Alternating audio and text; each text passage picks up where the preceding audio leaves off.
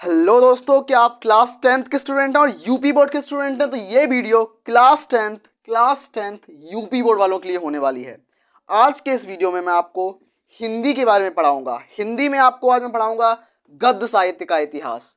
आज मैं आपको गद्य साहित्य के इतिहास के बारे में बताऊंगा और कल मैं आपको पद्य साहित्य के इतिहास के बारे में बताऊंगा। तो गद्य साहित्य के इतिहास में हमारे पास 4 युग हैं। उससे पहले कि मैं आगे बढ़ूं तो आप लोग एक बार लाइक कर दो, सब्सक्राइब कर दो और आपको मैं बता दूं कि मैं आपको डेली क्लासेस दूंगा और आपका कंप्लीट सिलेबस सितंबर तक कंप्लीट करा दूंगा।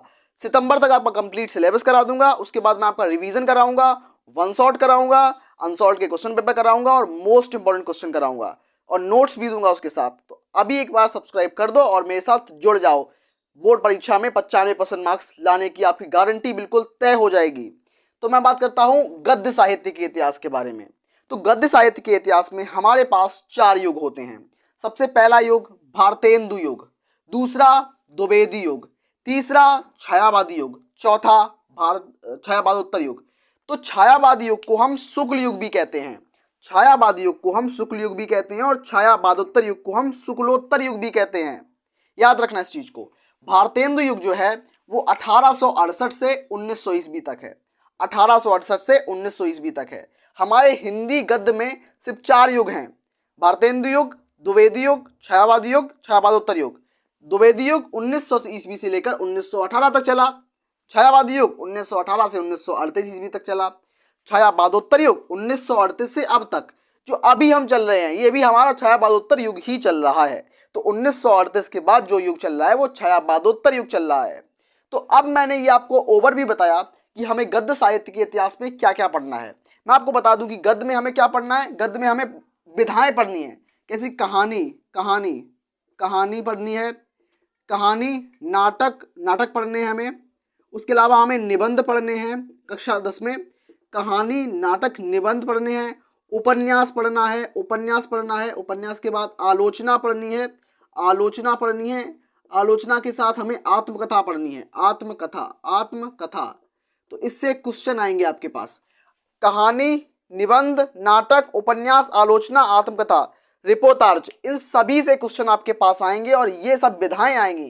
पूछा जाएगा, जैसे कि मैं आपको एग्जाम्पल के थ्रू बताता हूं कि गोदान, गोदान किसकी रचना है। गोदान एक रचना है, तो गोदान किसकी रचना है और ये किस विधा की रचना है। तो गोदान मुंशी प्रेमचंद की रचना है और ये एक उपन्यास की रचना है। तो ऐसे आपके बोर्ड एग्जाम में टॉप 20 क्वेश्चन आएंगे। आपके यूपी बोर्ड के एग्जाम में टॉप 20 ओएमआर बेस्ड क्वेश्चन आएंगे। आपको ओएमआर पे उनके आंसर देने होंगे। तो आज के इस वीडियो में मैं आपको टॉप 20 मोस्ट इंपॉर्टेंट रचनाएं बताने वाला हूं। अगर आप अभी से तैयारी करोगे तो आपको मल्टीपल टाइम्स रिवीजन करने का मौका मिलेगा और आप बहुत अच्छे से याद कर पाओगे। तो आइए बढ़ते हैं टॉप 20 एमसीक्यू की तरफ। तब तक आप इसको स्क्रीनशॉट कीजिए और मैं बढ़ता हूं आगे की तरफ। तो दोस्तों अब मैं आपको बताऊंगा टॉप 20 जो हमारे एमसीक्यूज हैं, टॉप 20 रचनाएं बताऊंगा। तो हमारे पास 10 रचनाएं ये हैं। उसके बाद मैं इसको मेट के दोबारा 10 रचनाएं बताऊंगा, मतलब 20 रचनाएं आज बताऊंगा जो कि वेरी इंपॉर्टेंट होने वाली हैं आप लोगों के बोर्ड के पर्पज से। तो गद्य साहित्य के इतिहास में पहली रचना जो होगी वो होगी रसमीमांसा। रसमीमांसा के लेखक कौन है ये बताओ। आज मैं आपको लेखक रचना बताऊंगा और रचना के बाद उसके लेखक बताऊंगा। आप लोगों से मैं निवेदन करता हूं कि इन रचनाओं को एक अलग कॉपी पर नोट्स बनाओ और नोट्स बना के इन रचनाओं को लिखो, क्योंकि ये रचनाएं आपके बोर्ड एग्जाम में रिवीजन के लिए बहुत काम आएंगी। तो यही रचनाएं हैं जो घूम फिर के आपके एग्जाम में आएंगी, बिल्कुल याद रखो इस चीज को। तो रसमीमांसा किसकी रचना है? आचार्य रामचंद्र शुक्ल की। किसकी है?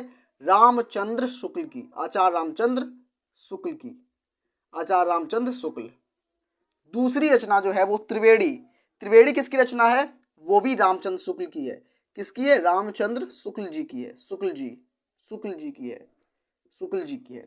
मेरी कॉलेज डायरी, ये एक डायरी विधा की रचना है और इसके लेखक जो हैं वो धीरेन्द्र वर्मा हैं। कौन है? धीरेन्द्र वर्मा, याद रखना, धीरेन्द्र वर्मा, धीरेन्द्र वर्मा। मेरी कॉलेज डायरी के लेखक जो हैं वो धीरेन्द्र वर्मा हैं और ये आपके यूपी बोर्ड 2023 में आया था। यूपी बोर्ड 2023 में कौन क्वेश्चन आया था कि मेरी कॉलेज डायरी के लेखक कौन है? तो धीरेन्द्र वर्मा इसके लेखक हैं। आजाद शत्रु, आजाद शत्रु के लेखक कौन है? जयशंकर प्रसाद, जयशंकर प्रसाद, जयशंकर प्रसाद। जयशंकर प्रसाद। अजातशत्रु एक नाटक है, अजातशत्रु एक नाटक है, इसके लेखक जयशंकर प्रसाद जी हैं।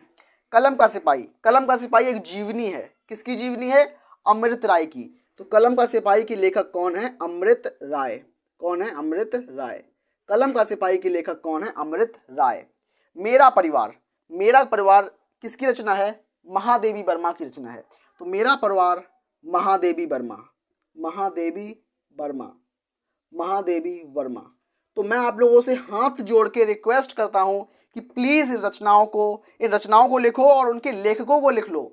ये रचना और लेखक आपके बोर्ड एग्जाम में डायरेक्ट आते हैं। और गेहूं और गुलाब किसकी रचना है? राम वृक्ष बेनीपुरी का निबंध है। राम वृक्ष बेनीपुरी, इसके लेखक कौन है? राम वृक्ष बेनीपुरी। मैं आपको अभी से प्रैक्टिस करा रहा हूं कि ताकि आप लोग अभी से सब कुछ तैयार कर लो। मेरा इंटेंशन आपको सितंबर तक आपका कंप्लीट सिलेबस करा देना है, उसके बाद मैं आपको रिवीजन और वन शॉट कराऊंगा। तो कौन कौन बच्चा सहमत है कि सितंबर तक आपका सिलेबस होना चाहिए? कमेंट में जरूर बताना। अशोक के फूल, अशोक के फूल हजारी प्रसाद द्विवेदी। अशोक के फूल के लेखक जो हैं वो हजारी प्रसाद द्विवेदी हैं। हजारी प्रसाद द्विवेदी, हजारी प्रसाद द्विवेदी ये किस युग के लेखक हैं? ये छायावादोत्तर युग के लेखक हैं। और अशोक के फूल एक निबंध है। ये क्या है? अशोक के फूल एक निबंध है, निबंध। अशोक के फूल एक निबंध है और इसके लेखक हजारी प्रसाद द्विवेदी जी हैं। अब हमारा 9वां नंबर और 10वां नंबर क्वेश्चन क्या बोल रहा है कि रूपक रहस्य, रूपक रहस्य के लेखक कौन है? श्याम सुंदर दास, श्याम सुंदर दास, श्याम सुंदर दास, बाबू श्याम सुंदर दास भी ले सकते हैं। तो रूपक रहस्य बाबू श्याम सुंदर दास। परीक्षा गुरु एक उपन्यास है, हिंदी का प्रथम उपन्यास है। हिंदी का प्रथम उपन्यास, हिंदी का प्रथम उपन्यास कौन सा है? तो परीक्षा गुरु। लेखक कौन है इसके? लाला श्रीनिवास दास। कौन है? लाला श्री निवास दास। कौन लेखक है? लाला श्री निवास दास, लाला श्री निवास दास। तो परीक्षा गुरु प्रथम उपन्यास है हमारी हिंदी साहित्य का, हिंदी खड़ी बोली का, और इसके लेखक जो हैं वो लाला श्री निवास दास जी हैं। मैंने आपको टॉप 10 रचनाएं बताई। अब मैं बढ़ता हूं 11 से लेकर 20 तक की रचनाओं को बताने में। तब तक के लिए आप इन रचनाओं को स्क्रीनशॉट कीजिए और अपनी कॉपी में जरूर नोट डाउन कीजिए। दोस्तों मैं अपनी टॉप 10 रचनाएं जो हमारी बची हुई थी 11 से लेकर 20 तक, 11 से लेकर 20 तक ये 10 रचनाएं भी करना चाहता हूँ। अगर आप रचनाएं और लेखक को याद कर लोगे तो ये मान लो आपके टॉप 20 OMR बेस्ड हिंदी के क्वेश्चन बिल्कुल फंसेंगे। सब्सक्राइब जरूर करें अगर आप चाहते हैं कि आपका सिलेबस सितंबर तक कंप्लीट हो। अगर आप चाहते हैं कि अनसॉल्व्ड और मोस्ट इंपॉर्टेंट क्वेश्चन आपको नोट्स भी दिए जाएं तो जरूर सब्सक्राइब करें अभी अभी। गोदान, गोदान के लेखक कौन है? तो गोदान के लेखक कौन है? प्रेमचंद्र। और मैं आपसे रिक्वेस्ट करता हूं कि प्लीज इसको अपने कॉपी में जरूर लिखें। प्रेमचंद्र, प्रेमचंद्र, प्रेमचंद्र। मैला आंचल फणीश्वर नाथ रेणु। क्या है? फणीश्वर, फणीश्वर, फणीश्वर नाथ, फणीश्वर नाथ। तो मैला आंचल फणीश्वर नाथ, गोदान प्रेमचंद्र। उसने कहा था चंद्रधर शर्मा गुलेरी, चंद्रधर शर्मा, चंद्रधर शर्मा, चंद्रधर शर्मा। मंत्र, मंत्र किसकी रचना है? प्रेमचंद्र की। मंत्र प्रेमचंद्र, मंत्र प्रेमचंद्र।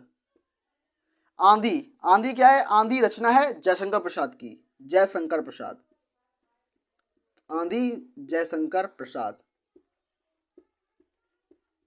जयशंकर प्रसाद। तितली, तितली रचना किसकी है? जयशंकर प्रसाद की और प्रसाद जी की। प्रसाद, प्रसाद मतलब जयशंकर प्रसाद। तितली जयशंकर प्रसाद।